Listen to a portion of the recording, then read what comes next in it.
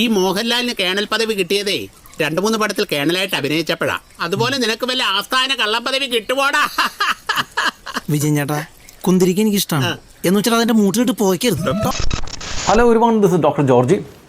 കട്ടപ്പനയിലെ ഹൃതികൃഷ്ണ മൂവിക്കകത്ത് നമ്മുടെ വിഷ്ണു ഉണ്ണികൃഷ്ണനും അതുപോലെ മൺമറഞ്ഞു പോയ കോട്ടയം പ്രതിഭേട്ടനും അവതരിപ്പിച്ച അടിപൊളി ഒരു സീനായിരുന്നു ഇപ്പോൾ കണ്ടത്.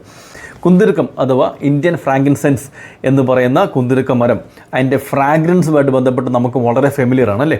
പലപ്പോഴും അതിൻ്റെ മണം കൊണ്ട് തന്നെ നമുക്ക് അതിനെ തിരിച്ചറിയാൻ പറ്റും.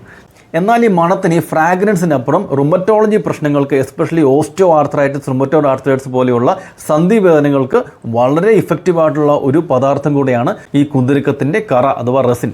മുട്ടിൻ്റെയൊക്കെ സന്ധിവാദങ്ങളിൽ ഉപയോഗിക്കാൻ പറ്റുന്ന വളരെ റിസൾട്ടുള്ള സയൻറ്റിഫിക്കൽ പ്രൂവൺ ആയിട്ടുള്ള ഒരു മെഡിസിനാണ്. എന്നാൽ ഇത് main guide line based medicine അല്ല, ഒരു അഡ്ജുവൻ മെഡിസിൻ, അതായത് നമ്മുടെ റെഗുലറായിട്ട് കൊടുക്കുന്ന മരുന്നുകളോടൊപ്പം കൊടുക്കുന്ന ഒരു മരുന്നായിട്ടാണ് ഇതിനെ കാണുന്നത്.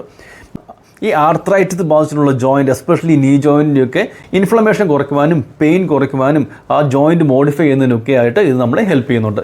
ബോസ്വെല്ലിയ സെറേറ്റ എന്നാണ് നമുക്ക് അവൈലബിൾ ആയിട്ടുള്ള മെഡിസിൻ്റെ പേര്. ജോയിൻറ്റ് പെയിൻസിന് വളരെ ബെറ്റർ ആണ് എന്ന് കരുതി നാളെ മുഴുവനും പച്ച കുന്തിരിക്കൊന്നും മേടിച്ച് തിന്നുകളയരുത്. ഇത് കുന്തിരിക്കത്തിൻ്റെ മരത്തിൻ്റെ കറിയിൽ നിന്ന് ഉണ്ടാക്കുന്ന ഒരു മരുന്നിനെ പറ്റിയാണ് ഞാൻ പറഞ്ഞത്. സോ നെക്സ്റ്റ് ടൈം കുന്തിരിക്കത്തിൻ്റെ മണം എപ്പോഴെങ്കിലും നമ്മൾ ശ്വസിക്കുമ്പോൾ അല്ലെങ്കിൽ പെർട്ടിക്കുലർ കോമഡി സീൻ കാണുമ്പോൾ ഓർക്കുക, കുന്തിരിക്കം വെറും മണം മാത്രമല്ല, എന്നാൽ ആർത്രൈറ്റിസിന് റിസൾട്ട് ഉണ്ടാക്കാൻ പറ്റുന്ന വളരെ എഫക്റ്റീവായിട്ട് ഹോമിയോപ്പതിയിലൊക്കെ ഉപയോഗിക്കുന്ന ഒരു മരുന്നിൻ്റെ സോഴ്സ് കൂടിയാണ്. Thank you.